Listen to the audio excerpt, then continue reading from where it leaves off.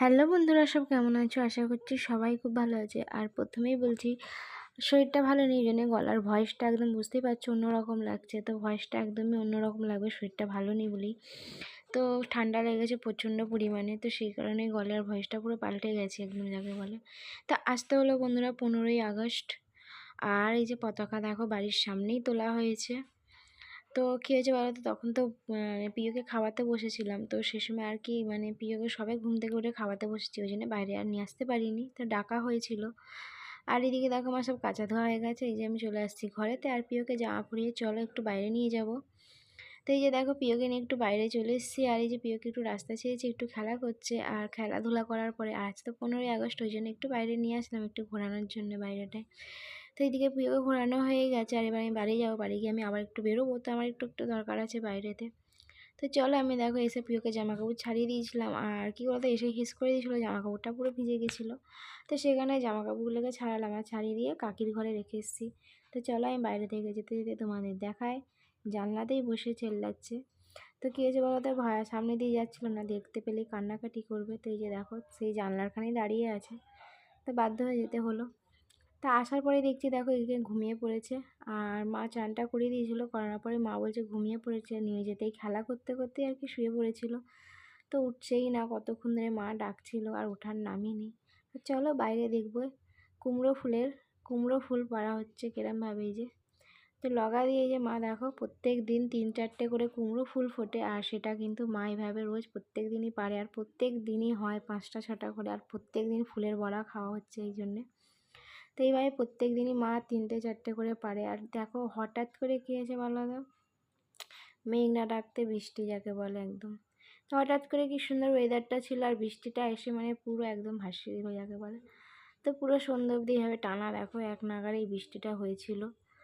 আর কিছু বলার নেই। তার মাঝখানে খাওয়া দাওয়া দুপুরে সব কিছু ঘরে গিয়ে সেরেছি, আর সেটা তোমাদের বন্ধু দেখানো হলো না খাওয়া দাওয়াগুলো, আর অনেক কাজই ছিল। তো সেইগুলো করে টোরে দেখো আমি চলে এসেছি বেজে সন্ধেবেলাতে।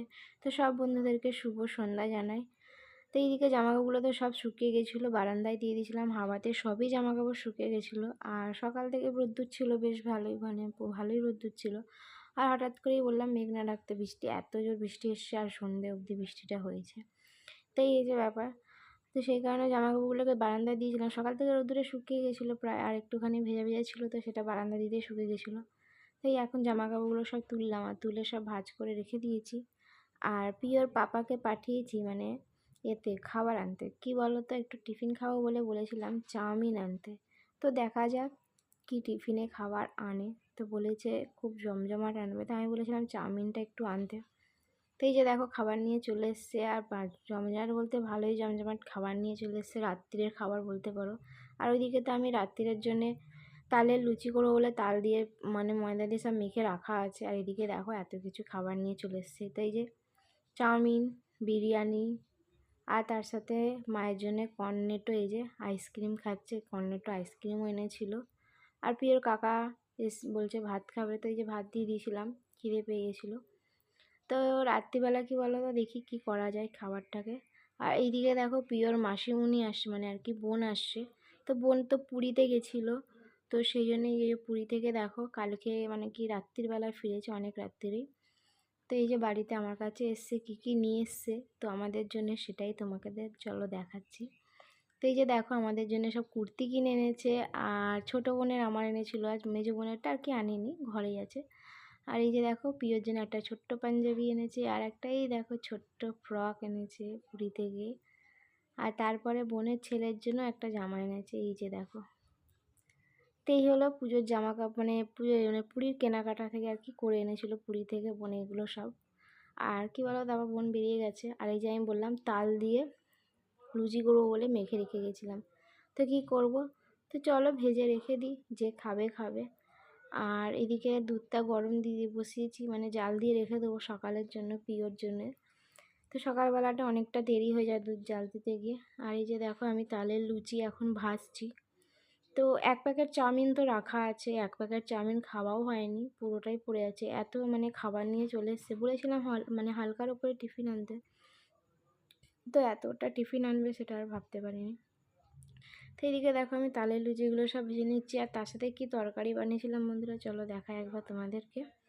তো আমি এদিকে দেখো আলুর দম বানিয়েছিলাম তালের লুচির সাথে। এইটাই আজকে রাত্রে খাবার ভেবেছিলাম খাবো, তো হয়ে গেল অন্য কিছু, ভেবেছি অন্য কিছু হয়ে গেছে অন্য কিছু। তো চলো কালকে সকালের জন্য সব পড়ে থাকবে। আর চলো বন্ধুরা শুভরাত্রি, আর আগামীকাল সকালে আসছি। আর এই যে দেখো পিওকে ছোট্ট ভান্ডার একটা দেওয়া হয়েছে, প্রত্যেক দিনও পাপা এসে 10 টাকা 20 টাকা করে দেয়, এতে ফেলে। আর এই যে দেখো খুব ভালোবাসে কয়েনগুলোকে আর কি ফেলতে, না ফেলতে পেলেই ব্যাস। তো পরের দিন সকালবেলা বন্ধুরা শুভ সকাল, দেখো এসছি, আর পুরী থেকে গজা এনেছিল বোন, তো সেইগুলো আর তোমাদের দেখানো হয়নি। তো মা এই যে কেটে ঢালছিল, তো সেটাই ভাবলাম চলো একবার তোমাদের দেখিয়ে দিই। তো চলো বন্ধুরা এখানেই ব্লগটা শেষ করলাম, আশা করছি সবার ভালো লেগেছে। ভালো লেগে থাকলে অবশ্যই একটা লাইক সাবস্ক্রাইব কমেন্ট করতে ভুলো না। তো এখানেই বন্ধ করলাম।